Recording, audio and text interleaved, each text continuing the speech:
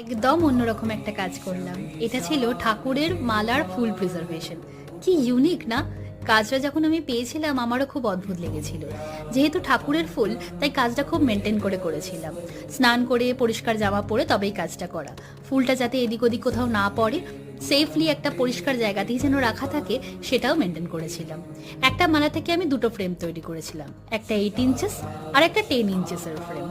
8 ইঞ্চেসের ফ্রেমের মধ্যে শুধু গাঁদা ফুল, একটা ছবি আর শ্লোক দেওয়া ছিল। আর 10 ইঞ্চেসের ফ্রেমের মধ্যে দুটো ছবি, একটা শ্লোক আর চারপাশে গাঁদা ফুল আর জিপসির অল্টারনেটিভ কাজ ছিল। দুটোতেই রেখেছিলাম পার্ল বিটসের কাজ। এই ফ্রেম দুটোতে স্ট্যান্ড ছিল বেটালের। এরকম ধরনের ইউনিক প্রিজার্ভেশন তোমরাও যদি করতে চাও, আমার সাথে খুব তাড়াতাড়ি কন্ট্যাক্ট করে ফেলো। তোমাদের বাজেটের মধ্যে কিরকম ফ্রেম তোমরা ডিজাইন করতে পারবে, সেগুলো সব গাইড আমি করে দেবো। তোমাদের সেই নিয়ে কোনো চিন্তা নেই।